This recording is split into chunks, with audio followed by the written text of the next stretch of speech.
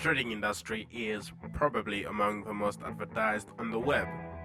I am sure you've seen pictures with links containing the following messages: billionaires do not want you to read this, or stuff like Bill Gates wants this article banned, as if he really cared. But the harsh truth, dear friends, is that 90% of traders never succeed in this money exchange business. This thing bankrupts them. And there's a top 10 list of those among them who lost a terrific amount of money, becoming regrettably famous in the process. In 1993, German metal giant Mettalgelschaft encountered a major loss issue when attempting to speculate on oil prices increase. This astonishing loss occurred while Hans Schimmelbusch was the chief executive officer of the company.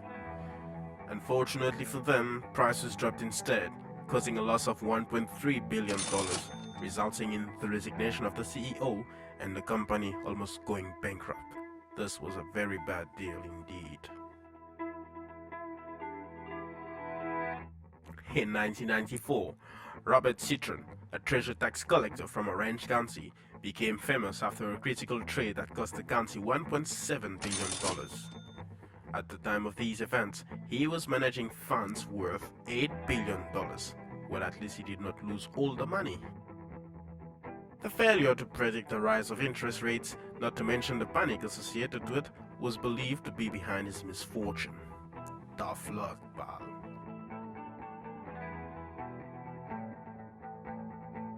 On May 10, 2012, the JP Morgan Chase Bank disclosed a trading loss of $2 billion in connection with derivatives trades. Bruno Iksil, also known as the London Whale. Why would they nickname him the London Whale? Does he look like a whale? Never mind.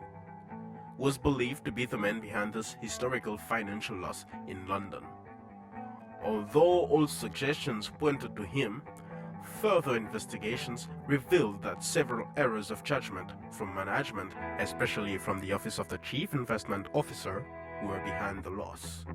It is not clear if criminal sanctions were taken against the perpetrators, but one thing you need to learn is, when you look for a scapegoat, sometimes you can get caught.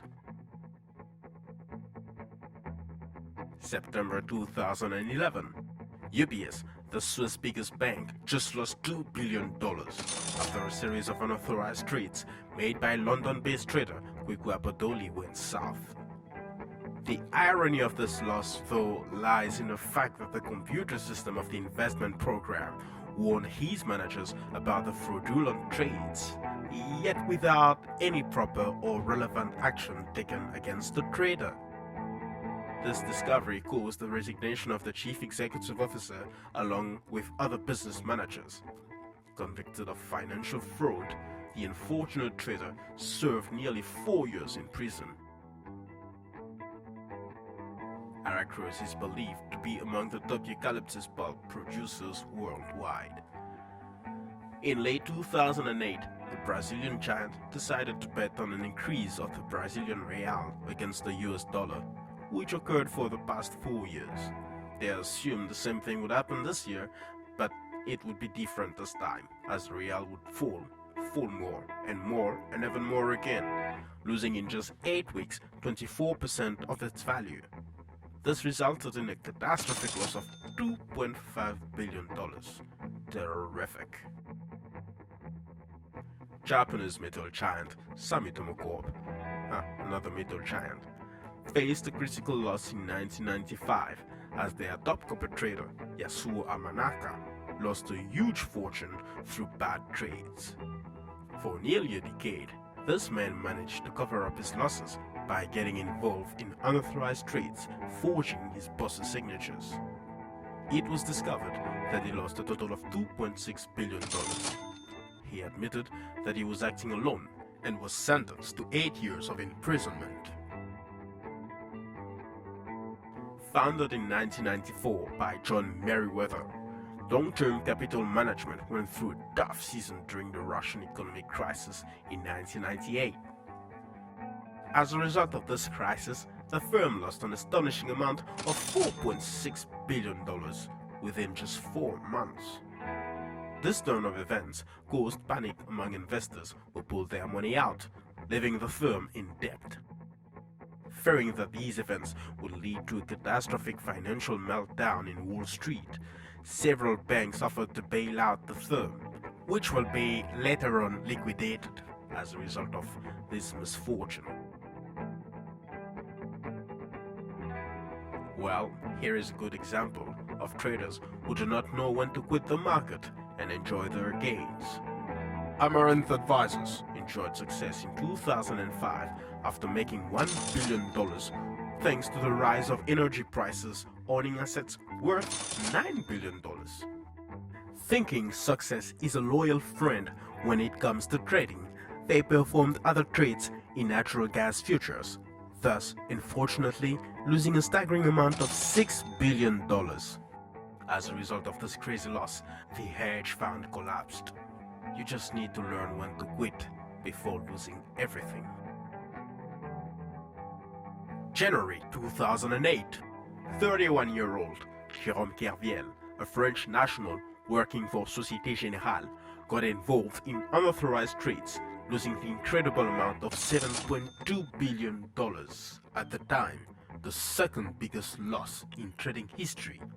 Although he was charged with breach of trust, serving 3 years in prison, it is believed that his superiors were aware of his activities, still did not lift a finger about him, just like in the case of Kweku Abodoli from UBS. His friends even claimed that he was used as a scapegoat in this matter. Well, they got away with it. He was fined with refunding the full amount lost by the bank as a result of these trades. Well, good luck trying to raise $7.2 billion with no financial institution willing to recruit you. Howard Hubler, a mortgage trader at Morgan Stanley in 2007, gambled on better mortgage, which turned out to be worthless. The bill was heavy, the worst series of trades ever made by a human being, a colossal loss of $9 billion. Surprisingly enough, he is among the few losers on this list who did not go to prison. Even more, he was offered a $10 million package to leave Morgan Stanley by September 2007. Wow, we have our lucky winner here. Following the economic collapse of 2008, the bank lost a total of $58 billion. Wow! That is a staggering amount of money to lose. I would personally hunt down all responsible for such a loss to the end of the earth and make sure they pay for what they've done. That is, if it was my money. Thank you again for watching this video.